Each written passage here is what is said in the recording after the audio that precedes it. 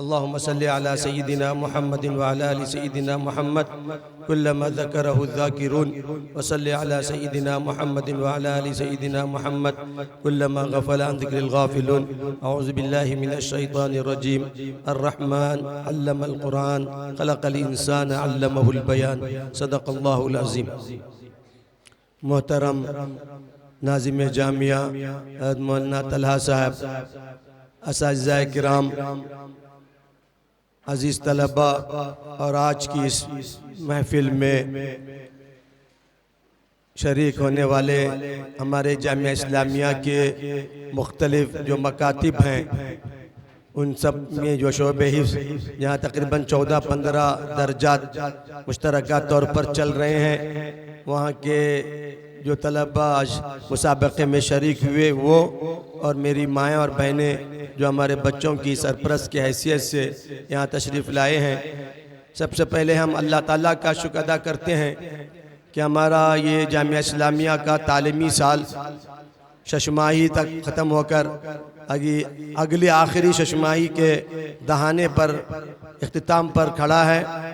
انشاءاللہ ماہ شعبان سے ہمارے یہاں امتحانات ہوتے ہیں، اس کے بعد پھر آئندہ رمضان کے بعد ہمارا نیا تعلیمی سال شروع ہوتا ہے. اللہ کا شکر ہے اس وقت جو ہماری ماں بہنیں یہاں بیٹھی ہیں خصوصیت کے ساتھ، اور جو ہمارے سرپرست حضرات یہاں ہیں، ان سے مختصراً 1-2-3 باتیں اس طریقے سے ادا کرنے کی ہیں کہ آپ حضرات کو سب سے پہلے اللہ کا شکر ادا کرنا چاہیے کہ اللہ تعالیٰ نے اپنے لخت جگر کو، اپنے بیٹے، اپنے عزیز کو اپنے دین کے تحفظ کے لیے قبول کیا ہے. اللہ تعالیٰ کسی کا کوئی محتاج نہیں ہے. اللہ نے یہ نظام بنایا، اللہ نے ہم سب کو پیدا کیا، اللہ نے ہماری رہنمائی کے لیے انبیاء کا سلسلہ شروع کیا. اللہ تعالیٰ نے سب سے آخر میں اپنے حقیقی، اپنے حبیب، اپنے لاڈلے نبی حضرت محمد صلی اللہ علیہ وسلم کو پیدا کیا اور ہم سب کو ان کا امتی بنایا. اللہ کے رسول صلی اللہ علیہ وسلم کے بعد نبوت کا سلسلہ ختم ہم بار بار سنتے ہیں، جانتے ہیں، لیکن نبوت کا کام، نبوت کا مشن، نبوت کا پیغام وہ باقی رہے گا. کیسے باقی رہے گا؟ اللہ تعالیٰ ہر زمانے میں ایسے افراد پیدا کرے گا جو آگے جا کر اللہ کے رسول صلی اللہ علیہ وسلم کا درد اور کڑن اور جذبہ لے کر وہ امت میں اصلاح کا، امت میں ایمان کا، امت میں سنتوں کا، امت میں اچھائیوں کا ماحول پیدا کریں گے. اب اس کام کے لیے اللہ تعالیٰ جیسے نبیوں کو منتخب کرتا ہے، ایسے ہی لوگوں کو بھی منتخب کرتا ہے. یہ ہم سب کی خوش قسمتی ہے.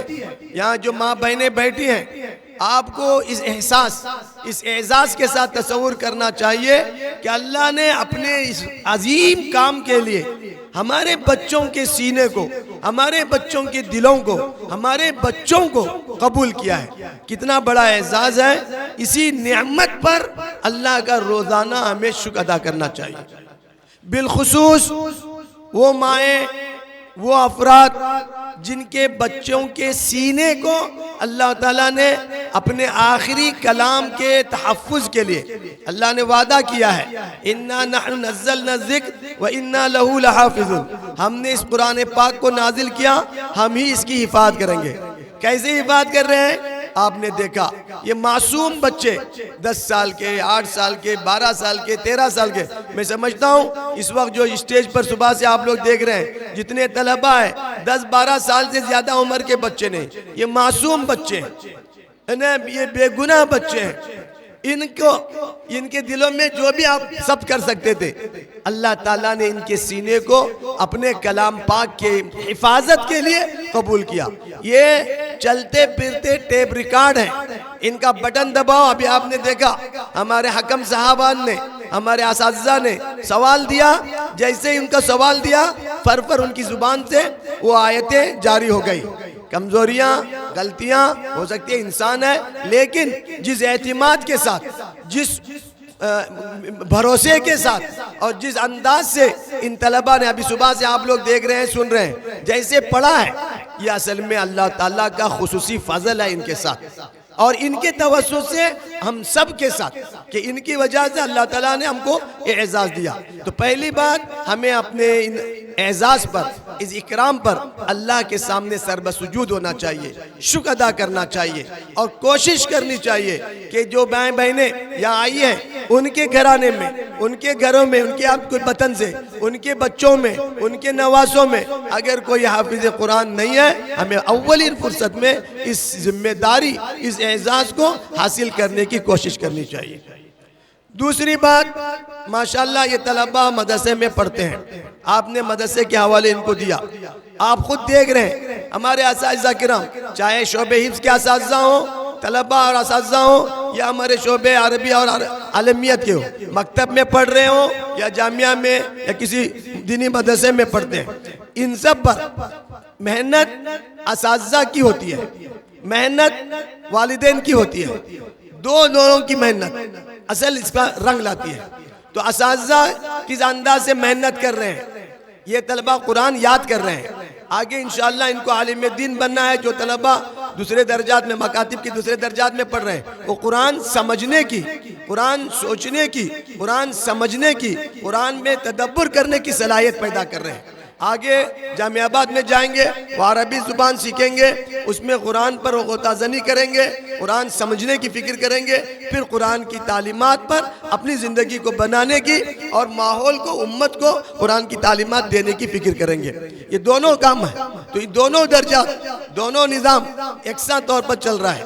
اللہ تعالیٰ نے قرآن میں فرمایا کہ اللہ کے رسول ایک تو تلاوت قرآن پاک کر دیں گے اور قرآن کے مفاہیم کو لوگوں کو بتائیں گے اور اس کے مطابق لوگوں کی زندگی کیا اصلاح کریں گے۔ تو یہ تینوں کام ہوتے ہیں۔ اس اعتبار سے یہ اساتذہ جو محنت کرتے ہیں، ان کا نمونہ آپ نے دیکھا۔ اب ہماری اپنی بعثت والدین، بعثت سرپرست، ہماری ذمہ داری یہ ہوتی ہے کہ ہم بھی تھوڑا سا مدرسے کے نظام کا تعاون کریں۔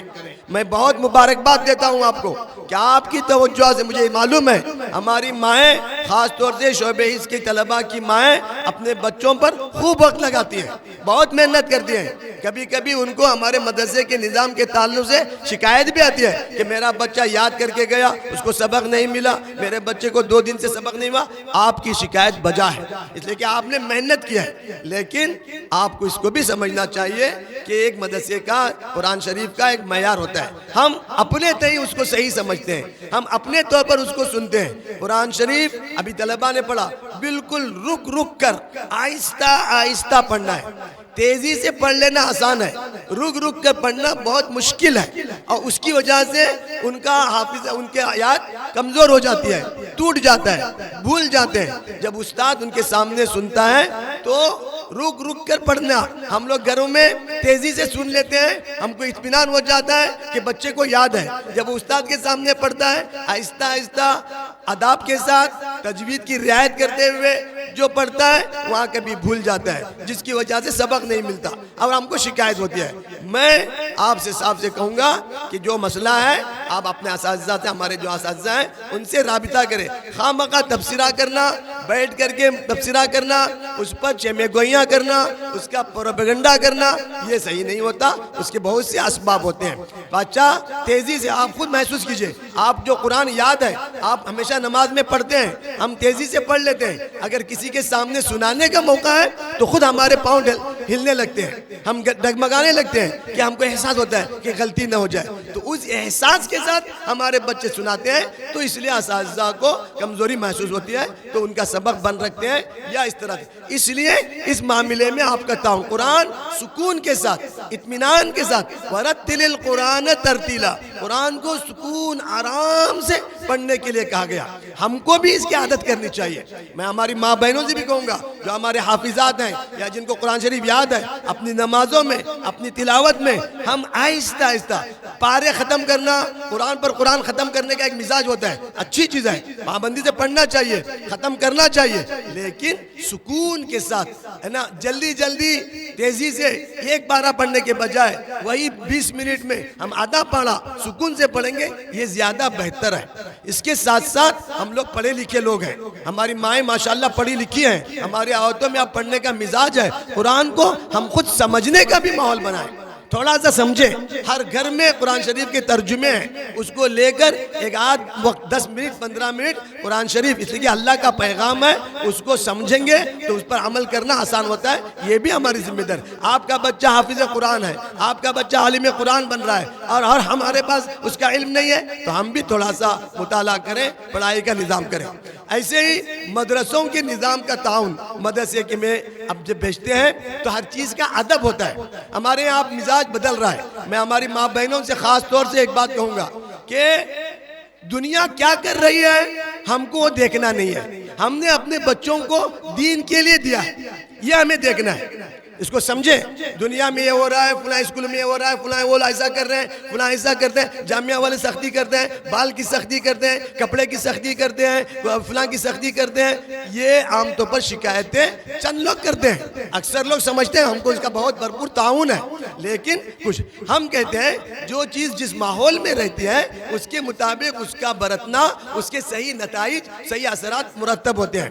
آپ ایک درخت لگاتے ہیں، اب ہمارے یہاں ناریل کا باغ ہیں، یہی ناریل کا درخت ہم یو پی میں لے جا کر لگائیں گے، وہاں ناریل کا درخت پھل نہیں دیتا، کیوں؟ اس کا ماحول وہاں سوٹ نہیں ہوا، یہاں سمندر ہے، گرمی کے اثر ہے، اور ہماری زمین پتھریلی ہے، وہ اس کی وجہ سے ناریل کا درخت جمتا ہے، اس کے اثرات، اس کا پھل جلدی ملتا ہے۔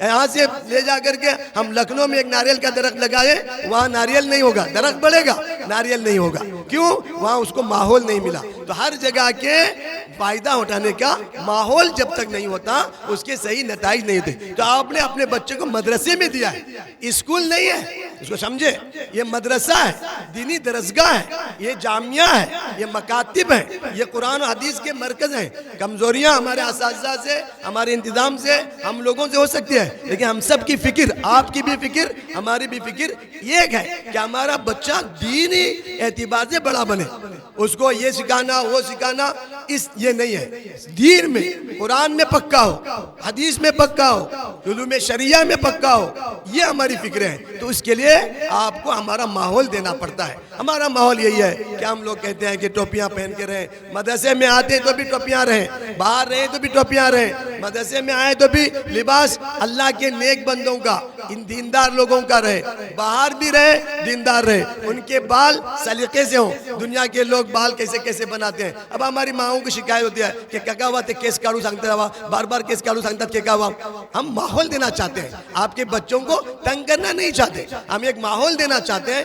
آپ خود ان کے لیے ایسا لباس بنوائیں، ان کے لیے اپنا نظام بنائیں، ان کے بال کی نگرانی کریں، ان کے ناخن کی نگرانی کریں۔ آپ انشاءاللہ اس اعتبار سے ان کے ماحول کو بنائیں گے، ان کے اثرات ماحول کی وجہ سے زیادہ پختہ ہو جائیں گے، پھر اس کی ذریعے وہ انشاءاللہ آگے ترقی کرے گا۔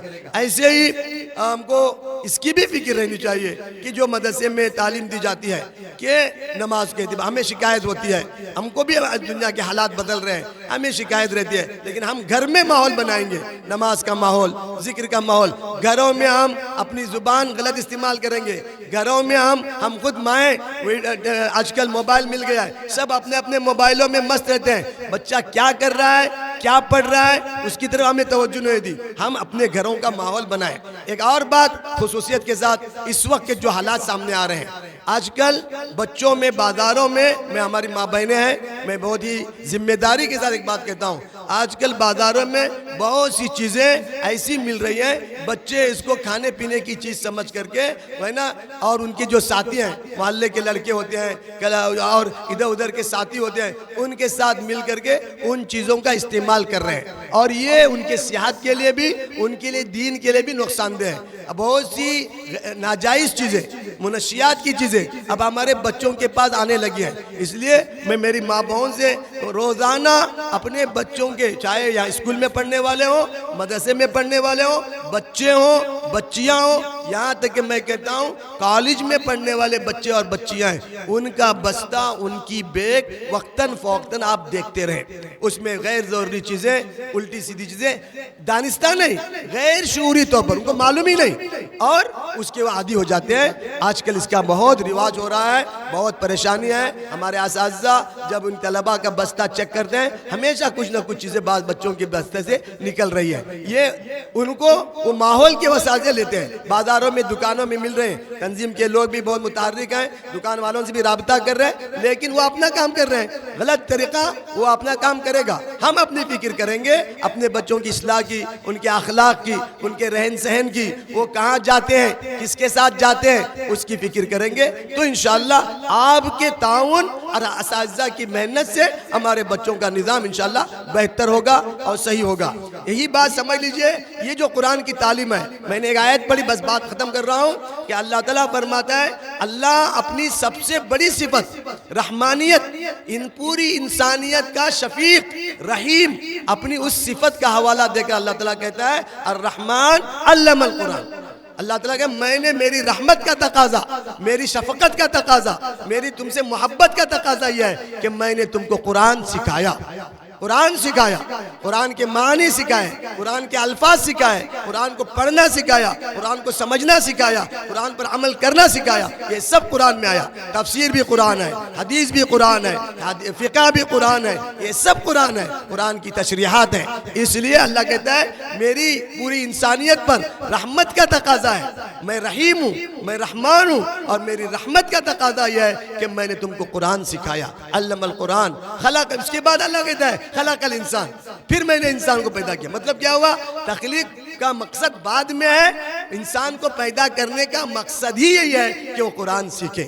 اللہ تعالیٰ اتنے عظیم اس مقصد کے پورا کرنے کے لیے ہم کو، ہمارے بچوں کو، ہمارے گھرانے کو، ہمارے ماحول کو منتخب کیا ہے۔ آپ کے گاؤں میں اتنا بڑا ادارہ ہے، ماشاءاللہ 60-70 سال سے یہ ادارہ کام کر رہا ہے، اس کے جو بانیان ہیں ان کی خدمات کو، ان کو یاد کیجئے۔ اگر آج جامعہ نہ ہوتا ہمارے بچے کہاں جاتے، ہم کہاں سیکھتے، دور دراز کے سفر کرتے، کہیں جاتے، چند لوگ جاتے۔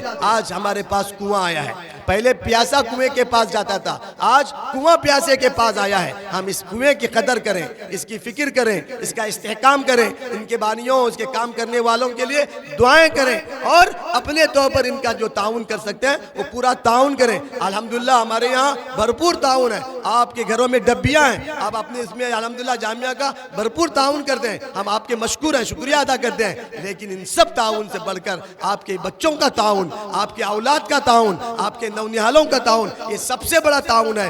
لیکن اس تعاون کے ساتھ ساتھ ان کی تربیت اور ان کو صحیح رخ پر لانے کے لیے بھی آپ کا تعاون چاہیے۔ انشاءاللہ آپ کی فکروں اور آپ کے تعاون اور ہمارے اساتذہ اور ذمہ داروں کی توجہات اور ان کی محنتوں سے یہ اچھے ثمرات باہر آئیں گے، اور انشاءاللہ آپ کا بچہ اس دنیا میں بھی آپ کے لیے، پوری امت کے لیے خیر خواہ بنے گا، فائدہ مند بنے گا، اور انشاءاللہ اس کے ذریعے اللہ تعالیٰ آخرت میں ہم کو کیا دینے والا ہے، کس سے نوازے گا، ہم اس کا تصور نہیں کر سکتے۔ میں پھر ایک مرتبہ آپ سب کا شکریہ ادا کرتا ہوں، ہماری دعوت آپ یہاں آئے، اور آپ کے بچے نے جو مظاہرہ کیا، الحمدللہ ان سب کو مبارکباد دیتا ہوں۔ ہمارے اساتذہ نے جو محنتیں کی ہیں اس کو آپ دیکھ رہے ہیں، میں اپنے اساتذہ کو بھی مبارکباد دوں، وہ بھی ماشاءاللہ بڑی فکر کرتے ہیں۔ میں اساتذہ سے بھی کہوں گا کہ بچوں کے والدین ہم پر اعتماد کر کے ہمارے حوالے کیا ہے، ہم جتنی محبت کے ساتھ، جتنی شفقت کے ساتھ ان بچوں کو انشاءاللہ بہتر سے بہتر بنانے کی کوشش کریں گے، اللہ تعالیٰ ہم سب کو نوازے گا۔ اس دنیا میں بھی ہم سرخرو رہیں گے،